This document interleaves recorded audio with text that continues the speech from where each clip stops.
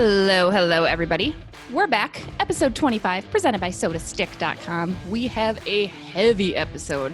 And I have to say, we're not going to hashtag stick to sports because we can't, right? Not only are there literally not box scores to talk about or stats or really anything going on, as everyone has been very well aware of. But right now, our world is kind of turned upside down. I know, especially here in Minnesota, I think we've really become woke to some of the systemic racism that exists in our world today. So we really want to use our platform to talk about that and have those conversations. Erica Ayala, a sports writer, will be joining us to help us break down some of those barriers and really help us explain and have that conversation about how that extends into sports. We've seen Blake Wheeler, hashtag one of us, spike out about it. JT Brown, you've had all these guys and these players finally step up and say, hey, this is not okay. It's unfortunate, I think, that it takes a severe thing like this to happen, a murder of George Floyd, for this discussion to become prevalent again. But I feel that this might be a change. I know it's been very difficult here in Minnesota and there's been a lot of unrest, but I think it finally got everyone's attention. I know it certainly has driven me to be more outspoken in my support. And it's crazy to think that we even had to question, can we say this? Should we say this? What should we say? I think absolutely. And from everybody that I've spoken with, white, Black, Asian, they've all said, no, we need to all be talking about this. There's no reason to not. And I think it's time to kind of step outside that silence. So we will still talk a little bit about sports too. Don't worry, this is a podcast, but I think more importantly, we're going to be talking about these issues, and I'm excited to get to Erica later on in the segment. But bring it back to hockey. Akeem Ailu had a Players Tribune article. If you guys have not read that yet, it's fantastic. And this came out a couple weeks ago. So before really the murder and the protests and everything had started happening, he made it very clear that racism is alive and well, not well, rather, in hockey. Alive and unwell. Alive and unwell, Exactly. Evander Kane has been outspoken about it too. And again, like I mentioned, JT Brown for years now. Yeah. It's tough. Hockey is a white man sport. And I say man because there's still a lot of injustices for the females that want to play the game. But it appeals to white people more right now. And I think it's tough. It's an uphill battle to change this sport, but again, it's in the sport as it exists today. Yeah, and I think you mentioned a couple of the key players who have consistently and historically spoken out on these issues, at least in the NHL and that side of things. And I think, if I'm remembering correctly, at least as far back as I can remember, the first time I remember an athlete at all making some kind of action or speaking out against racial injustice was JT Brown raising his fist during the anthem when he played for the Lightning. Tampa Bay Lightning. Yep, he was with the Lightning then. And I remember thinking, I was like, wow, I've never, at least from what I can remember, I had never seen that before. And then obviously, the whole Kaepernick thing happened and all these other players had slowly started either speaking out on social media or taking knees during national anthem and whatever, whatever way they felt was necessary to speak out on that stuff. But JT Brown was the first person I remember doing that. And that was before he was even a member of the Minnesota Wild organization. So, and as you said, there was a few who've done it historically. And now the past week, it's just been a flood of people speaking out, donating, doing what they can. It seems more and more every day, whether it's a team making an announcement, a player making an announcement, a player responding to another player's announcement. I mean, it's just nonstop, and that's how it should be. But I have seen a lot of people saying, they're like, why did it take this long for so many players to say something, so many white players to say something? Because as you said, there's been some players of color who've done it, but why did it take so long for so many other players and organizations to say something? And I think that's an important thing to talk about, because that is a good point. Why did it take so long for some of these players to step up? And especially the Akeem Ailu article just came out, and hardly anybody touched on it other than writers and stuff did, but players didn't. So, and he brought up the fact that he was racially discriminated against back in February. I think he had mentioned before the Players Tribune. We're not talking 20 years ago, 50 years, we're talking just this year. Yes, I mean, it is, and again, it's hard. I know I've been able to write a couple diversity pieces on behalf of Minnesota hockey, and even hearing kind of some of that stuff, because it turns into a he said, she said thing, right? If a young Black player says, hey, this guy said a derogatory slur to me or said something, the coach sometimes doesn't always believe the player, right? And it's kind of like, well, how do you prove some of that? And again, it shouldn't exist. I mean, Right. it's from the grassroots on up. Shouldn't You even get have to to that start point where you're there. having to prove it or Right. And I think, and going back to the players that are now showing support, I think Jonathan Taves was fantastic in his statement. Yep. Blake Wheeler, again, Jared Spurgeon just the other day had donated to 8 different fundraising efforts here in the Twin Cities area. I think Logan Couture was the one that stood out to me the most. Patrice Bergeron was another really good one. There was some really great, even some teams as a whole. I think the Maple Leafs had a really, really great response to this. Obviously, everyone worded it differently and had different viewpoints and different, apologies or confessions or statements they were making, and they were all unique in their own way. But I think the reason the Logan Couture one stood out to me so much was because he actually apologized to Akeem Alou in a response, basically saying, I'm sorry I didn't say anything sooner when you put out your story and your history and all of that. And because he put out his own tweet originally, and then he went on to respond to a tweet by Akeem Alou. And I just thought that was really, I think only 2 players, when Akeem released that story, I believe only 2 players said anything about it, which is devastatingly low number with how many teams and players there are in the NHL. Or even you want to go down to the AHL, the ECHL, overseas. There is so many coaches, staff, so many people who could have said something, even if it was a simple, I'm sorry, I'm not doing better. And there was nothing. And then now all of this. So I don't know, what the thoughts of these players are. And obviously when you're on a big platform like that, you want to be careful about what you say, about what what kind of transparency you give to fans about your personal life, your personal beliefs. I understand that fear. And I've always been anyone who knows me or has followed me on social media forever knows I don't ever post about anything political, even if it even like gender issues or things like that. Even if it's something I can speak on as a white woman, I don't talk about it. I don't post about it. And this George Floyd stuff and everything that happened this week hitting so close to home, I had a lot of personal reflection and thinking, why haven't I said anything sooner? And I don't know if it was because I was scared of someone saying you're wrong. I don't know if I was because I just felt I didn't need to have that on my social media. And I always thought I'm not a political person. I don't talk politics. But then this week made me realize this isn't about politics anymore. This is about human beings. And that's what made me put out posts on Twitter and saying, hey, I need to do more, whatever it is. And what made me do some donations this week and stuff like that. And I think a lot of players came to that realization this week as well, that it's not a politics thing anymore. This is simply just humanity. Taking care of other human beings. Yep. Exactly.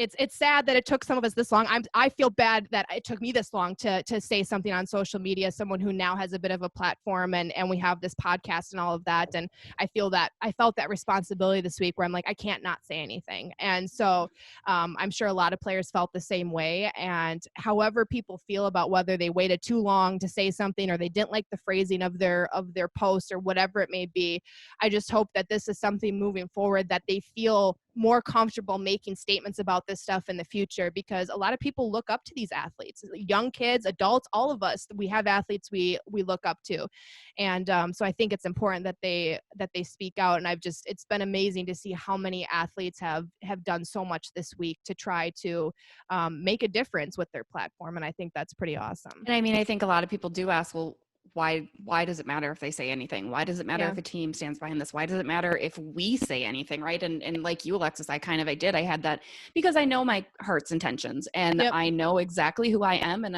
of course I have Black family members. I mean, it's not, that's not an excuse, but it's like, why am I scared to say that publicly then? That no, let's not kill Black people. Let's not oppress them anymore. I think that there comes, and, I think for me too, and I'm excited to dive into this with Erica, because I'm curious to see how many people maybe feel this way, is it almost feels like it's not my space, right? Like I'm a privileged white woman in the suburbs.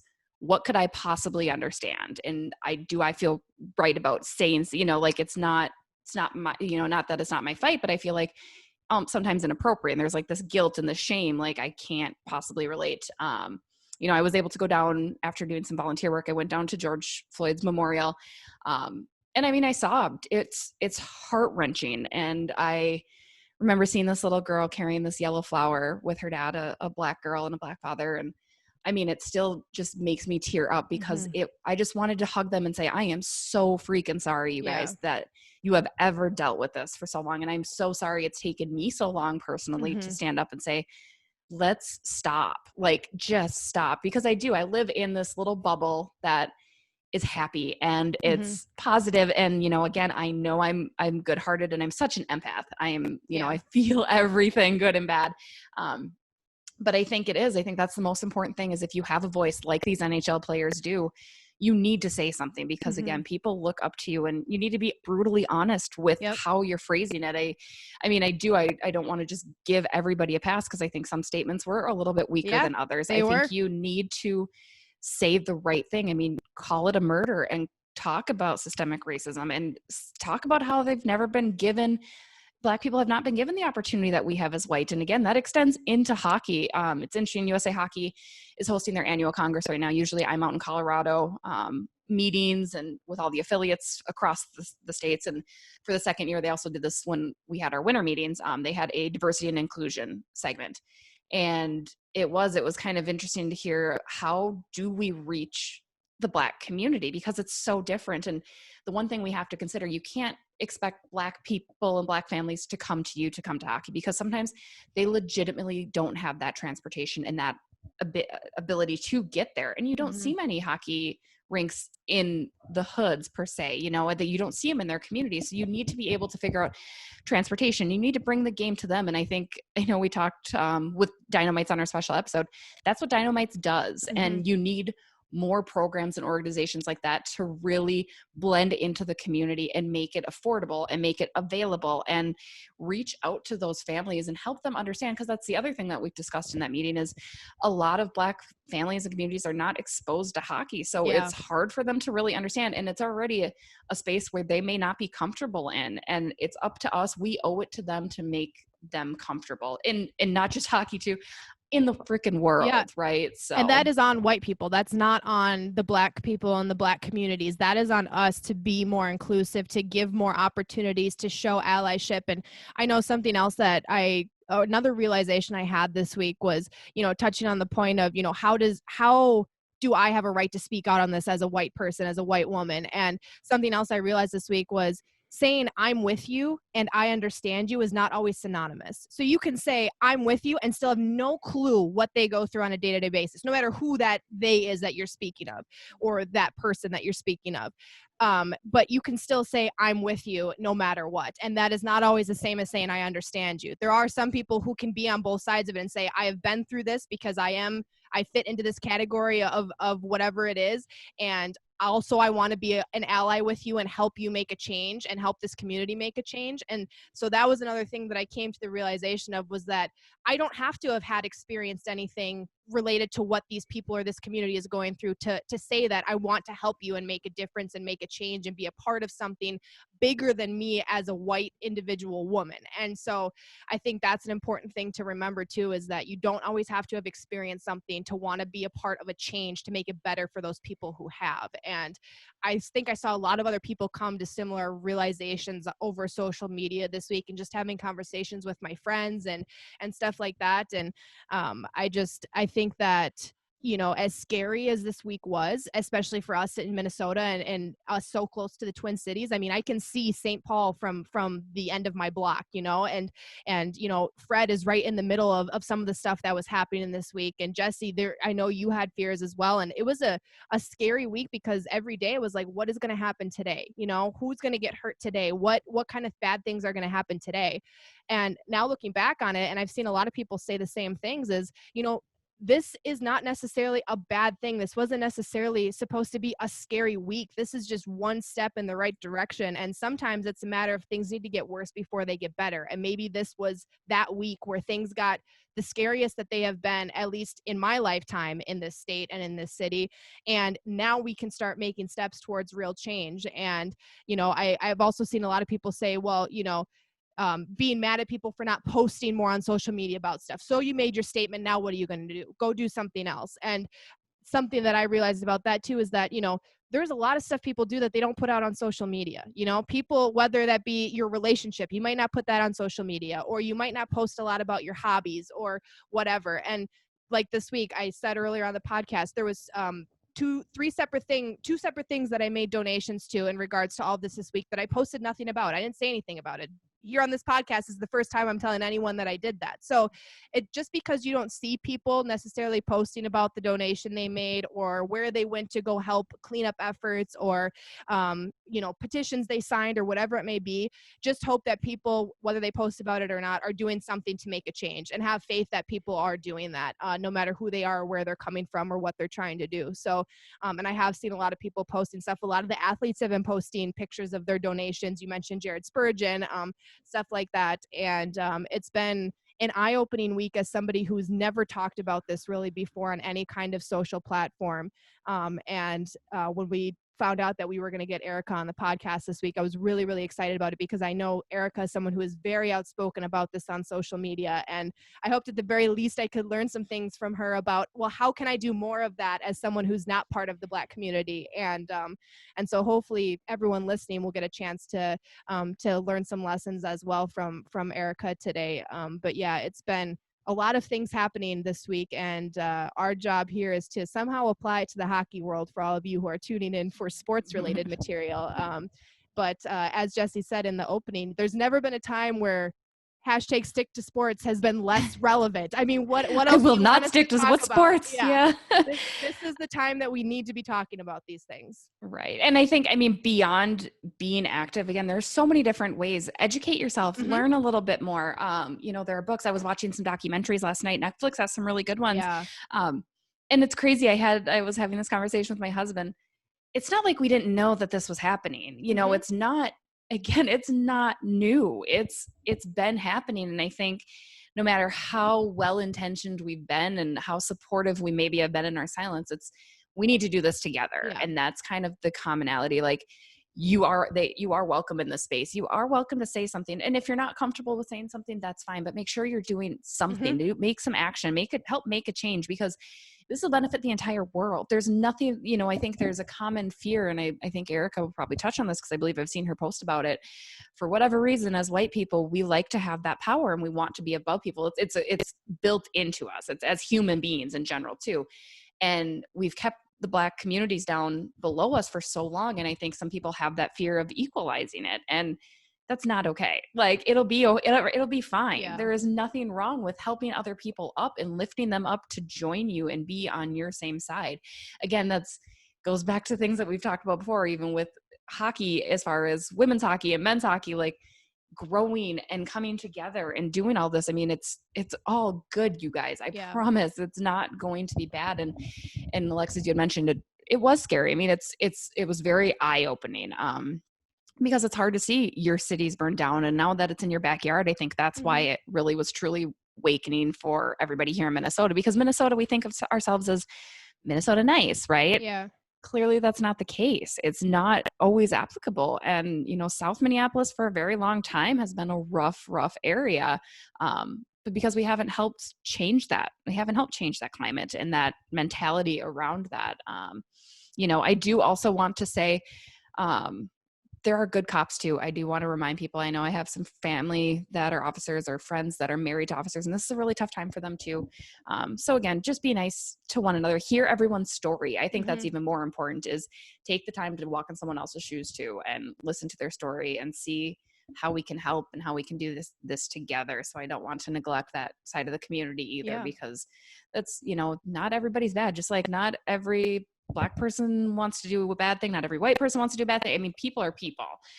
So just try to remember that too amongst all of this. Again, that's a side segment. In other news, we do have some sports still. Alabama Huntsville back in the game. The WCHA reinstated them after raising money. More peculiar is that their entire coaching staff decided to resign fairly quickly after the announcement was made that they were accepted and reinstated back into the WCHA. The coaching staff was like, peace, we're done with this. I haven't seen anything as far as what that's about. I know we are going to have Dave Starman on at some point in time here, who will talk a little bit college puck. So maybe by then we have a little bit more insight, but go Chargers, I guess. Like, it is. It's exciting that they were able to save their program, and that goes to show how many people do care about college hockey. I think college hockey is a very special niche, Oh, even more yeah. so than hockey itself. So it's kind of exciting. Well, it's funny because so last week we had Pete Blackburn on. Wow, say that 5 times fast. And for those of you who haven't listened to the episode yet, I'd highly recommend it. It was a really, really funny, good episode. Pete is awesome. We were happy to have him on. And he texted me right after we finished recording because we talked about when playoffs were maybe going to come back and yada, yada, yada. And we were saying what dates it might happen on. And literally right when we finished recording, they announced like a certain date that was like for sure.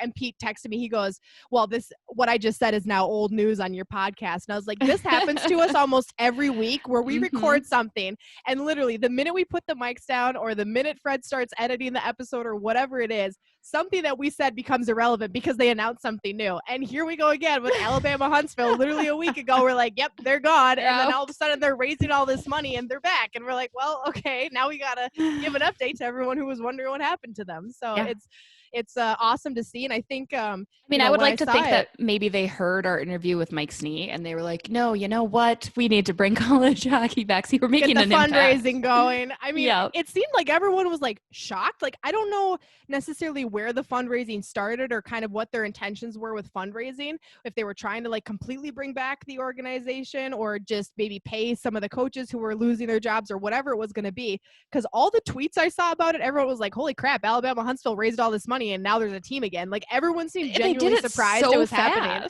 It was like literally like within 3 days. I was like, oh, okay. So I guess that just, just nixed that whole conversation where we talked about them not being a team anymore. So, but hey, I mean, it's awesome that they were able to do that and just shows that people do care about, the college hockey community and that level of skill sets that players need to get to before they move on to the next step. And, so yeah, good for them for being able to raise all those funds to make a comeback and excited to see what they do in the upcoming years. And they'll be in the WCHA this year. Obviously, the WCHA is disbanding following the season, so we'll also see where they fall. But yeah, I mean, it is. It's nice to see that people cared enough to finally put the money. I mean, you wish that it didn't have to get to that point where they were taken away and then to put back, but it's promising. It's promising for college hockey and for our sport. So hopefully good things to come. We are going to take a quick break and come back with Miss Erica. But before we do, I want to give a shout out to our presenting sponsor, sodastick.com. They have, remember those McGolden Light pond hockey t-shirts and sweatshirts? I got myself a t-shirt. They have sweet new hats, which will look perfect on the lake, outside. They're pretty sick. I want to get one so I can take it out fishing with me and I love beer. That's my thing. Like I like a McGolden Light. I would have had a McGolden Lake when fishing, beer, all of it in hockey. Sounds good. So those are some pretty sick hats. They've got a lot of other great stuff, obviously. Still some Bardown Beauty merch available in their store. If you don't find what you like there, head on over to our Teespring. We got some good stuff there as well. When you're at SodaStick, slap down that Bardown Beauties code at checkout for free shipping. We'll be right back.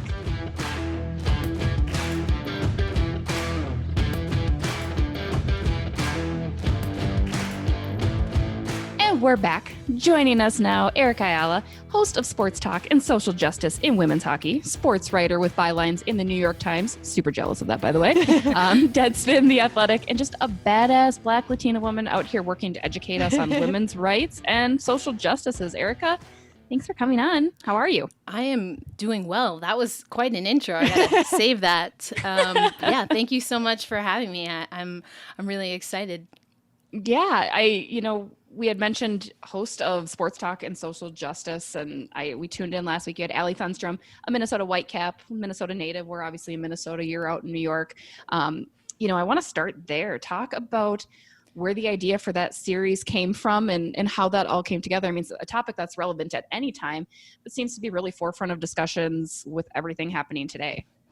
Yeah, that came about actually because, I saw the exchange that Allie Thunstrom had online, on Twitter in particular, and there was just something about her tweet that I reacted to, but then also the tweets and quote tweets and screenshots after that, and I explained this to Allie and a few other people that reached out to me. And so in that thread, I responded and, I said something akin to, I don't have the energy for this on my timeline right now. And I think I said something to the effect of, there are multiple ways and multiple reasons why anyone, particularly from Minnesota, could be hurting right now.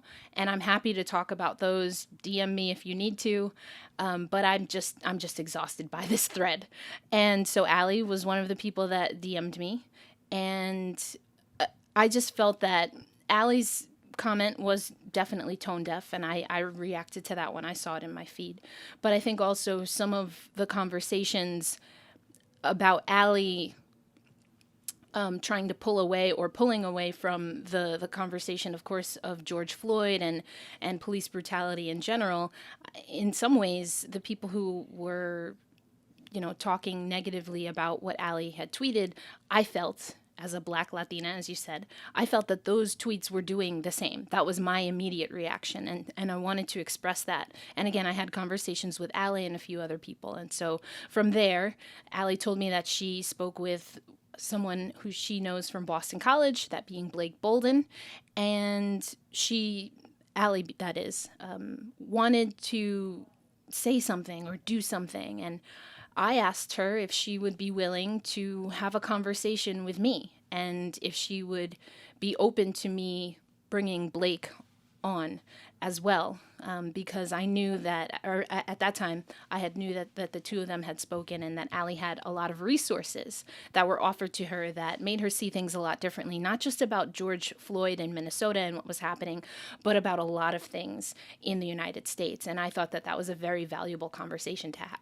And for reference, I mean, Allie's tweet, like you said, was tone deaf, but it probably wasn't dissimilar to what many Minnesotans were kind of feeling at the time. She had just reacted to the looting and the rioting and kind of the fear that came with that. And it was interesting. And I think it was great that you stepped in to offer clarity on that, because I think, beyond her, so many of us kind of did forget that what this really is about and how, it's not necessarily our place to say how somebody can react to this when we haven't been there and haven't felt that same oppression.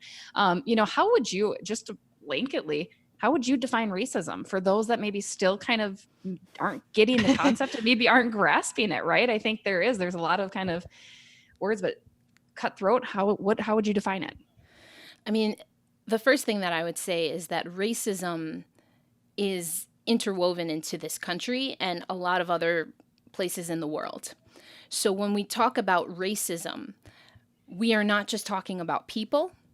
We are not just talking about systems. We are talking about an entire American culture. And I want to start there because racism can be and is perpetuated by a lot of things that are so normal to us 400 plus years later that we don't give it a second thought. So that's first what I want to say. And I think that's extremely important for us to remember. Just as sexism can be perpetuated by women, racism is perpetuated by all of American culture and society. And so there is a massive unlearning that we have to do as Americans. And again, I'm speaking just about this country, but it's really worldwide, although racism manifests differently. But America needs to do a lot of unlearning. And what we're seeing now, and what we see throughout all of history, world history, is that those who benefit from a system are most hesitant to change it. And that's, in some ways, the conversation that we tried to tap into with Allie and with Blake. Because to your point, yes, a lot of people in Minnesota were reacting to seeing their community on fire, to seeing George Floyd die. That is something that I don't know. As you said, I'm in New York. I don't know what that particular moment in history was like because I'm on the other side of the screen in this particular case, especially with everything else we have going on in society. And that was something that I said to Allie. I said, I did react to your tweet because of what I know about systemic racism, but then I reminded myself that I'm not from Minnesota and I'm not in Minnesota. And I do know people that are in Minnesota, Allie, one of them. And I had to find a different way to express what I was feeling while also being empathetic. Mm-hmm. Would you say, your conversation with Allie and Blake, was a teaching moment, I would say, and a learning moment for Allie, especially as someone who, was willing to say, hey, tell me how I can make a change. Tell me how I can be different about the way I reacted and responded to this. Would you say that one of the biggest issues moving forward and kind of making this kind of change is educating and the lack of education that some people have on the topic, especially people who either aren't in areas that are as severely affected by a certain situation, or people who aren't of color or whatever it may be? Would you say that education is one of the biggest stepping stones into making a change here? I think, yes, absolutely correct, Alexis. And I think that I do also see value in protest. I do also see value in policy change. But I also see those two things in particular, protesting and speaking out outwardly and trying to change policy through the systems and laws that we have, as opposite sides of a continuum. And I talk a lot about Midwest Academy. I kind of geek out about this stuff because before I got into sports writing, I studied policy and politics, and particularly advocacy work. And so this continuum from direct service to direct action, which a lot of people see in the peaceful protests in particular, and even how they manifest more violently, which I think that maybe is a separate thing to put in the parking lot. But the thing that runs through, or connects, I should say, those two ends of the spectrum of social justice and social change is the learning that happens in between. And Midwest Academy has a great tool that I use a lot. And the things that are in between advocacy, or policy change and protest and direct action in that way, are things like self-help and self-care. So learning how to immediately take care of yourself and your community. And then also, once you are well and your family is well and your needs are met, then making sure other people's needs are met. Then you have to do some educating. Then comes the advocacy, and from the advocacy comes policy change. So yes, I wanted to break that down just because I think it's important, because it is important to educate yourself, to listen to Black people in particular, to listen to Black women. But it's also important that that education is happening simultaneously with action, and there are steps that people can take to do that, even as they're learning. And you see so many more people, I think, willing to learn right now. And you do see just kind of, there seems to be a real shift, and it's really kind of taken hold. I mean, for years, Colin Kaepernick had done his protest and he declared this, and JT Brown bringing it into hockey too. I mean, there have been people that have been outspoken saying that there is such an unjust system in place and there's been oppression. But what do you think about right now is different? Why does it seem to be really people taking hold? Is it because kind of COVID and there's no distractions around, and we have, we can't pull the wool over our eyes anymore and we can't really hide from it? Or what reasonings might you find that it really seems to have woken up a kind of a good beast in everybody? Yeah, that's a great question, Jesse. And actually, I'm just going to take a pause because I just realized that both of you, your two names are my sister's names. So I love it. That's awesome. I love that. Yeah. Jesse and cool. Alexis, they're twins too. So shout out to Jessica and Alexis. Gotta give some love to the family. I was like, wait a minute. These names are familiar. Awesome. Anyway, so you were asking about why right now might be different. I think coronavirus has an impact. I'm not sure how much of an impact, but I also wonder, and that's a question that I'm actually asking myself and other people within the hockey space. I do think, though, that we have a generation of young athletes in particular, so those that are just coming into the professional ranks that are familiar with social media in particular, and there's some freedom that comes with being able to, and sometimes it's abused, but there is freedom with being able to express yourself in your own words, in your own way. And I think a lot of young people are finding that and using that.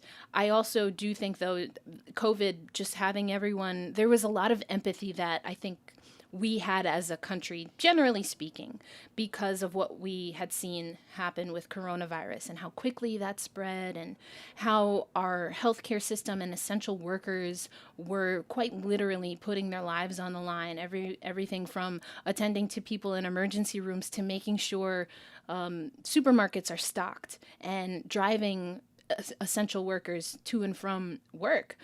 We started to see how codependent and interdependent we are, and that we need to be. This happening, George Floyd, Breonna Taylor dying, as we're dealing with a pandemic, I'm hoping will allow us to tap into that empathy a little more. It's not going to be without pain and, unfortunately, violence. And we've seen that because, again, people will act out when they feel that their power is being threatened, whether they're conscious of that or not. That's that residue, right? That's that systemic racism that I was talking about. So I think it's a little early for returns, but I think that there is potential for this, yes, to be much different than times before. Well, and as far as speaking out goes, we have seen, at least from what I can ascertain, is that more athletes than ever have been speaking out right now. White athletes, athletes who maybe have never spoken out before, Black athletes who have spoken out before and are continuing to do so during all of this. We see the hashtag stick to sports on social media a lot when it comes to these things. And it's really sad that there's people who believe that athletes don't have a right and don't have a space to talk on this kind of stuff, especially athletes who are affected by this every day.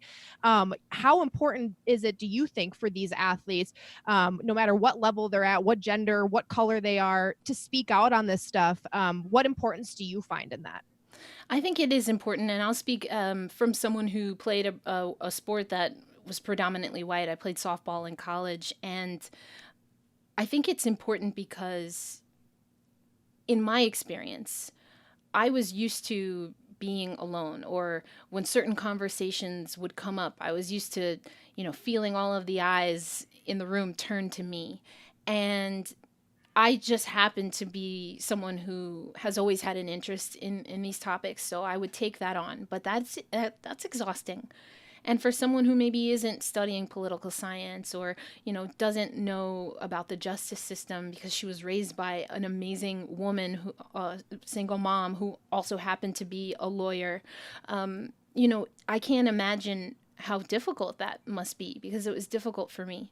And so I think, what is important about all athletes speaking up is that it would have been really great when I was on some of these teams and my teammates, when I told them that someone used a microaggression or said something that was racist to me, it would have been great to know without question that my teammates had my back when it came to those things. And I can't say that that was always the case. So that's number one.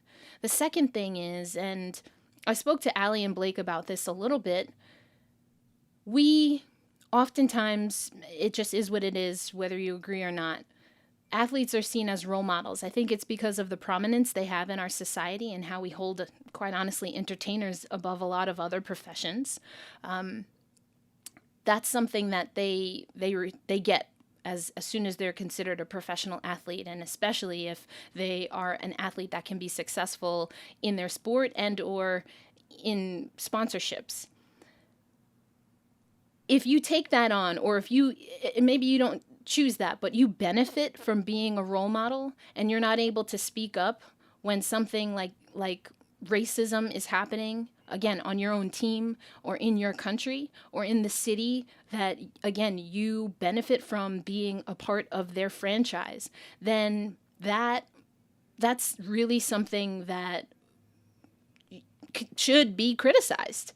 Mm-hmm. And so I think that's why not only is it important from a teammate perspective, but for our culture and society, we look to entertainers a lot more than we look to our politicians to make statements, and there's power in that. And I think athletes, for the most part, are starting to lean into that power and also know that it also is directly related in some ways to their humanity as people and that of their teammates. Do you think that I've seen a lot of people questioning this on social media, but saying, is this just going to be a one-time thing? Are these athletes going to take this moment to say this and never touch on it again, or other issues that arise in the future, whatever those issues may be? Do you think there was an actual shift here as far as athletes go and making statements, or teams go and making statements? And Jesse and I talked about this in the first segment, but there was definitely some that seemed a little bit hollow, or the verbiage of it wasn't that great. But there was also some really powerful statements I saw from some athletes who made apologies and made confessions and wanted to make change or donations. Do you think that this is something that hopefully we can see more of in the future from these athletes, especially the ones who maybe haven't taken time to speak out on issues in the past? I'm hopeful. I'm not expecting much. Again, if we go back to coronavirus, there are a lot of sports that are very close, or we're probably feeling very close to returning and being able to make profit. I think that's an important thing to remember as we're having this conversation. So some of these statements are in the best interest of these teams and these athletes who, for a long time, haven't been able to do their job, and again, are hoping to execute their plan to return, or to start their season, in the case of most women's sports, without a hitch and with the support of their community. So I think first, that's what I want to say. The other thing is, right, it goes back to that spectrum that I was talking about. There are people, and I understand it even as someone who studied political science, that just are not. Casey Neistat, he's a YouTuber. He's pretty popular, but just in case anyone doesn't know, Casey Neistat made a video and he talked about, voting is not sexy, it's just not sexy to a lot of people, but it's important. Mm-hmm. And we can also, our economy in the United States really, it's just fused to our democracy. And so if maybe voting or following up and keeping your politicians isn't something that you have the energy, or even that you feel you have the education to do, or that you just don't want to do, but you are someone that's connected to the entertainment field, or in this case, obviously, we're on a sports and a hockey podcast. So if you're plugged into hockey, then hold these athletes and hold these teams accountable. They want you in their arenas, especially as we come off of coronavirus, looking into what we'll have in the next regular season, the next full regular season. They need us, right? So if what's happening right now doesn't sit well with you, if you liked your team's statement and you want them to know that and hold them accountable, then yes, you do have power in this economic space as well. And I think that's an important thing, that, again, if politics isn't your thing, if policy isn't your thing, then look at economically how you can hold people accountable. You had mentioned you yourself played softball, a predominantly white sport, and obviously hockey, as we're very well aware, unfortunately, has not become a diverse sport at all. And we've seen countless examples of racism really recently come out. I know you wrote a great piece on Condre Miller, a local Minnesota kid for the Rangers, who was verbally harassed in a chat. How does hockey get over that hump, right? I know USA Hockey's trying to make different changes, and the NHL keeps saying, we're trying, but are they doing enough in your opinion? What else needs to truly be done to not only really appeal and get more Black and Latino and other cultures immersed into hockey, but feel welcome in that space too? Yeah, that's a great question. And I'll go back again to this generation and social media. Social media is this gift, and it can also be this curse. There's an expectation that if you hear news, it's almost like it's not real unless it's like Twitter real, right? And I don't know, I'm dating myself a little here, but it used to be the thing, like when, or maybe it's still a thing, but people were like, all right, you're in a new relationship, but is it Facebook official? Like, I don't know. So but we're kind of in that space with social media. It's like, what, you get a text message or something comes across, the bottom line, and you're like, well, let me see what people on Twitter are saying. Mm-hmm. So teams, sports do need to be present on social media, and that's why we see these statements on social media. But I think what has to happen is we have to remember, and this is why nonprofits in the hockey space are so important. I'm actually going to be speaking with the Scotty Gomez Foundation soon. Hockey in Harlem, SCORE, which is a program in Boston. I mean, all throughout, there are organizations that have these types of conversations every day because they have to, because the people that they serve, the hockey loving community that they serve, is a diverse community. And for too long, teams and the National Hockey League and other spaces in hockey have been able to, I don't know if ignore, but maybe not deal with the fact that although their sport may be played by predominantly white people, that hockey has continued to grow at the grassroots level and thus at within the NHL fan base. And that, for whatever reason, is a disconnect that I see in hockey as someone who's come into the sport in the last 5 years. That is something that I find frustrating in hockey. And it's not just hockey, but, you know, again, this is a hockey podcast. So I would love to see the hockey community be able to, and this includes women's hockey all throughout up to the pros. I would like to see the hockey community really embrace the multiculturalism and diversity that they already have. And not just when it's Pride Month. Happy Pride, everyone, by the way. Not just when it's Black History Month, which the NHL didn't even officially celebrate until, what was it, 2 seasons ago? There have to be things that we can do. And again, the Scotty Gomez Foundation, Hockey in Harlem, there's a Hockey in Newark program. These are the Fort DuPont. These are the programs that are best equipped to do that in the hockey space because they already do it. There's great programs in Pittsburgh that also make hockey accessible to those who are, you know, with special needs or are vision and hearing impaired. And that takes a lot of patience, but it can be done. Hockey is innovative in so many ways and has reached so many communities. But for whatever reason, elite level hockey is not tapping into the resources that they already have. How important do you think, and this transcends beyond sports, I think that how important is it that leadership needs to change too? I mean, you look across the board, and that goes for the NFL, it's all the same. It's older white men, and that's who's leading it. And I imagine that makes it extra challenging for a Black kid to be like, oh, that's what I want to do, when they're not seeing it. I mean, we say that often about anything. If you see it, then you think you can do it. And I just am not sure that it's there yet, especially in hockey. I mean, again, is that where it starts? Do you have to start at the top, which is always hard, but I think that's probably got to be a big component of it. Right. And I'll answer this 2 ways. First of all, I think it's only hard because, again, those people in power don't want to give up power. And that's I'll keep saying that. Again, that's historical. That's historical fact. I've got plenty of books behind me that'll prove it. So, and I want to make it clear, not all leadership does that in any way that's malicious or mischievous. Some definitely do. I'm not taking all leadership off the hook, not even close. Unfortunately, we've seen what elite athletes in this country, like USA Gymnastics, have done to our Olympians. But what I do think is important is that, and I'm going to quote Renee Hess of Black Girl Hockey Club, her first point when she talks to NHL teams is to hire Black women. Because a Black woman, society tries to tell us that we are at the bottom of the totem pole. But you know what? If that is true, even if I accept that to be true, you know what that means is that I've got the best view of what the heck is going on everywhere else.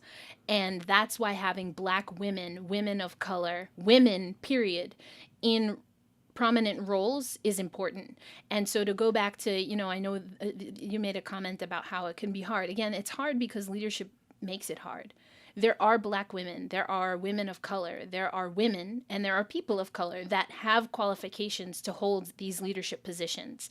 But how is leadership decided? How long are these terms? How long are there term limits, I guess is what I'm trying to say. How do we determine what qualified means in our space? Especially if diversity, you know, all these diversity and inclusion or D&I statements that we see, you would think that hockey truly wants to be diverse. But if your leadership isn't qualified to have diverse conversations, then you need new leadership. So I think it's extremely important. And again, Renee Hess of Black Girl Hockey Club does a great job explaining exactly why. You think too, and you know, sometimes media portrayal of things, whether it's TV shows or movies, or for instance, I go back to Chance the Rapper going and making fun of hockey, right? And it's playful and it's fun.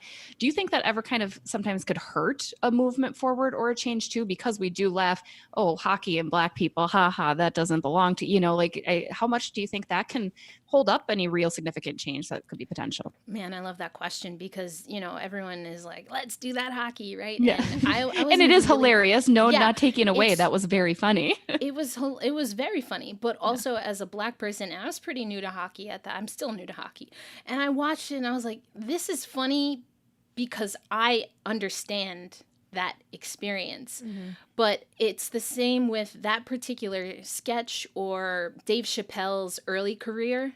And Dave Chappelle is a comedian, and he stepped away from comedy probably at the height of his popularity because over time he started to question if he was gaining popularity at the sake of Black culture. And there are jokes sometimes, and there are we are women, so right, there are things that we can say as women to each other in a joking way, and we laugh not because the situation that we've experienced together is necessarily funny, but it's a way of us lightening the burden that we carry because we are women in a sexist society. And I think it's the same when it comes to any culture, right? And it's easy to just say, oh, haha, but it's really a balance. It's a balance between, okay, but where does this stereotype come from? This was presented and packaged in a funny way, but what does that experience really look like? And it is very tough. It's very difficult. And that goes back to even language that Black communities use that sometimes white communities are like, well, you can say this, then why can't I say it? It's like, again, like, you're not out here like living in this Black skin, so like slow your roll. Yeah. Or you're not out here, trying to be a woman in a locker room and see how there are everything from team PR to other reporters that will treat you differently and try to silence you while you're doing your job. So I think it is a fine line, but again, there is a space for that comedy because it's a survival tactic for those who unfortunately are experiencing the oppression. So what about, you talked about accountability a little bit earlier, but I want to go a little bit deeper into it. What can we do as people who, especially as white people who work for these teams, or whether you're a journalist or a PR member or, your management, or as someone who's a fan or whatever you may be, how can you hold these teams accountable for really, putting their money where their mouth is and trying to make changes and not just saying, that was a great statement, now we'll move on and, whatever. How can we actually make change as people who aren't, the athletes? What kind of things can we do, especially for white people? Yeah, that's a great question. And I think the answer is to ask questions. I'll go back to, I'll use the example of Allie, right? When she tweeted what she did, if people who were criticizing her had maybe asked a clarifying questions, that could have been helpful. And why do I say that? Sometimes, and again, I was raised by a lawyer, but sometimes you ask clarifying questions, not because necessarily you're looking for more information, but you want to make sure you understand exactly where the other person is coming from. Yeah. So now we have these teams that have put out statements. Can you elaborate? Is there a plan? Is there a timeline for a plan? Who's helping you write that plan? How many of your players of color or Black players are involved in the plan? And so instead of kind of screaming, which I think there is value in that as well, but it's all about strategy and tactic. I think, again, the space that I take up right now is to do more education. And so asking questions sometimes gives more information than jumping to conclusions or having someone's guard go up immediately by what you have pointed out by what they did or didn't do. So that would be it's just a little bit of a pivot. Ask some questions, get more information, and then use that to hold people accountable.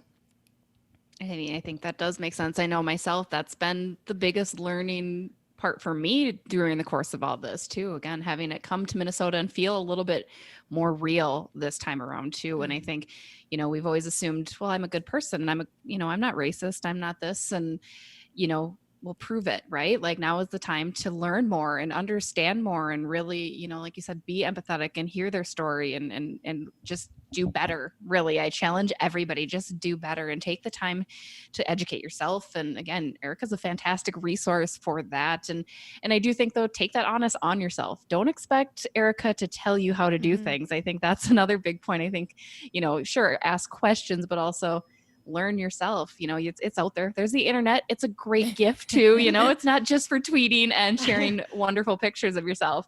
There's still libraries too. You can go get a book and read. Exactly. I mean, as Erica said, look, if you're watching this on YouTube, you can see behind her, she's got a bookshelf full of books that I'm sure have great resources in them. Netflix even has some there's plenty of, however you digest your material and however is going to you can really understand it and comprehend, go that route, but certainly take it upon yourself to do. You owe that to you and you owe that to society, I think, a little bit.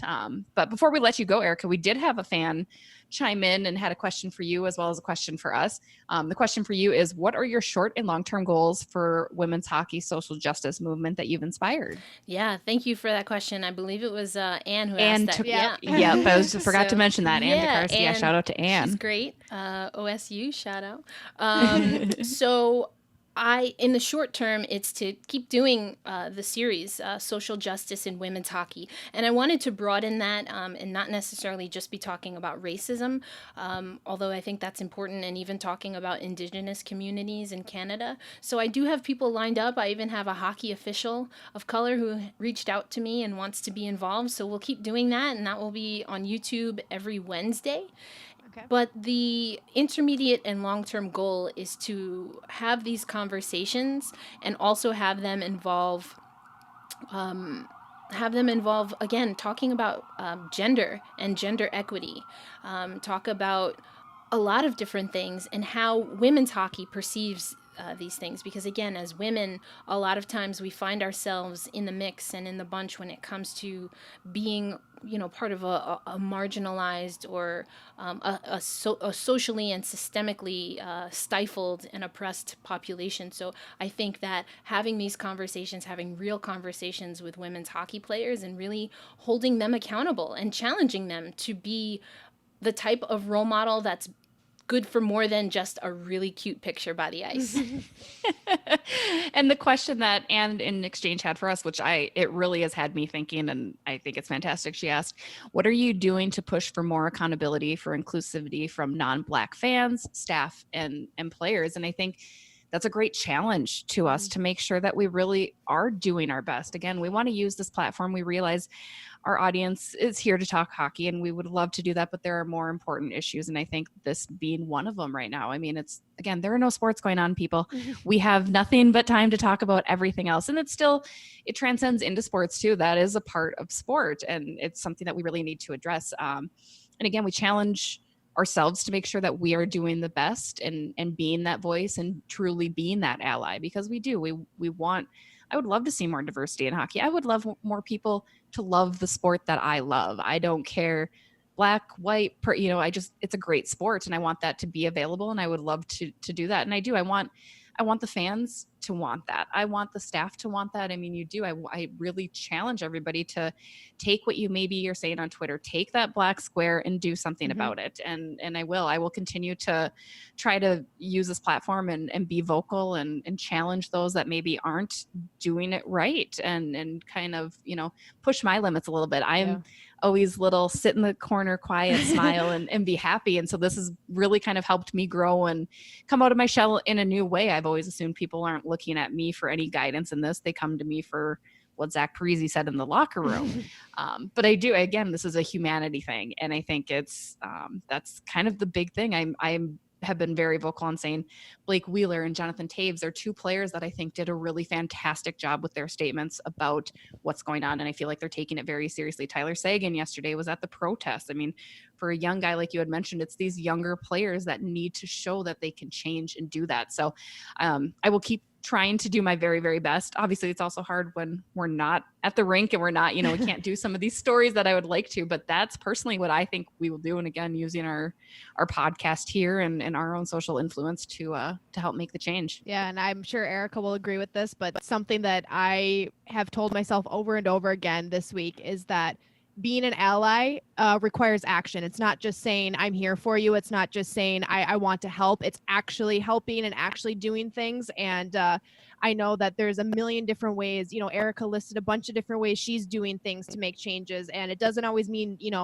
donating. We know you don't all have the money to do it. It doesn't always mean protesting. Maybe you're not comfortable putting yourself in that situation, but there is a million ways that you can use your voice no matter where you are or, what you're doing to make change. And so that's something I've told myself, and I'm looking forward to taking opportunities to do that. And so yeah, that's been a really big learning week for me, and I know Jesse as well. And we touched on in the first segment, and Erica, we were just thrilled to have you on. We've had you on our list to talk hockey and NWHL, and it just so happened this was a great time to have you on. So we'll definitely have you on again to talk actual hockey, related things and what the NWHL is doing and all of that. And for those who don't know, we didn't even mention it. Erica and I worked together in the NWHL. We were out in Boston for All-Star Weekend together, and so yeah. Erica and I know each other through that. So yeah, we'd love to have you on again and continue these kind of conversations and even more just general hockey talk. We were really, really happy to have you on. We appreciate your time. Yeah, and be sure to go follow her on Twitter and check out her YouTube, Sports Talk with Erica, where you will have the social justice in women's hockey. Seriously fantastic series. I love it. I think it's a space that's not occupied, unfortunately, right? Not many people are talking about it. So I think you nailed it. I love it. Anything else that you'd like to add? Where else can people find you? Any other things that you want to plug? Yeah, thank you so much. First of all, thank you truly for having me on. And absolutely, I'd love to talk some women's hockey. There's been so much that has happened, so I look forward to that. I know we gotta catch up. I know. So looking forward to that. But the people can follow me on social media. I'm most active on Twitter at elindsay LINDSAY 08, and of course, please go check out the series. And it actually ended up kind of launching a new YouTube channel that I was going to start anyway. So, but it's social justice in women's hockey is the series that we talked about today. But Sports Talk with Erica Ayala, that's kind of what we go with on all platforms. And again, I want to talk about women's sports and women's hockey, obviously a part of that, but also some of the things that are adjacent to that. And so there are a lot of different playlists that people can access on the YouTube channel that I'm really excited to have curated. Awesome. Well, again, Erica, thank you so much for coming on, enlightening us, and having just a really great conversation and sharing your viewpoints. We're going to take a quick break, and we'll be back with Dear Diary with Alexis. Stay tuned.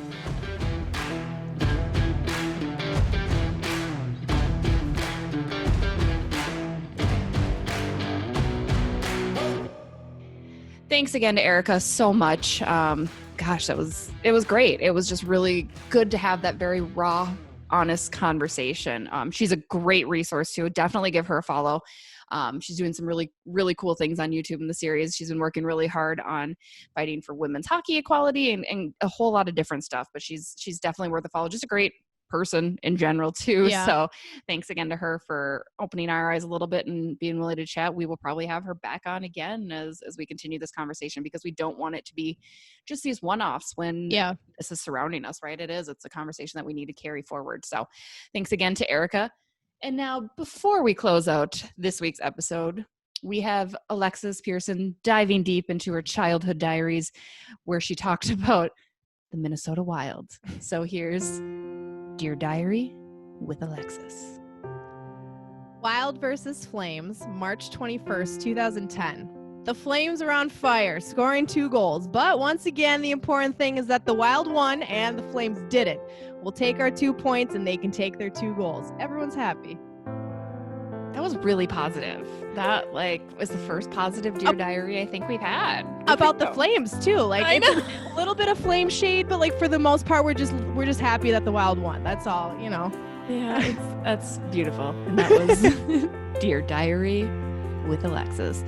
Thanks again to everybody for tuning in with us and giving us the full listen and giving us your attention as we talk about some really real issues. And again, we want to use our platform to be able to spread that message. Don't forget, we do have a donation opportunity. If you head over to our Teespring, you can find that on every one of our social media channels. We have a very cool, originally designed One Team t-shirt with all proceeds, all sales going directly to Black Vision Collective, which is helping build up the Black community here in Minnesota. And I believe they have different ones, but this one specifically in Minnesota. So every single cent that we can donate from those sales will go directly to that collective. So be kind to one another, hang in there, everything will be okay, and tune in next week. Thanks, guys.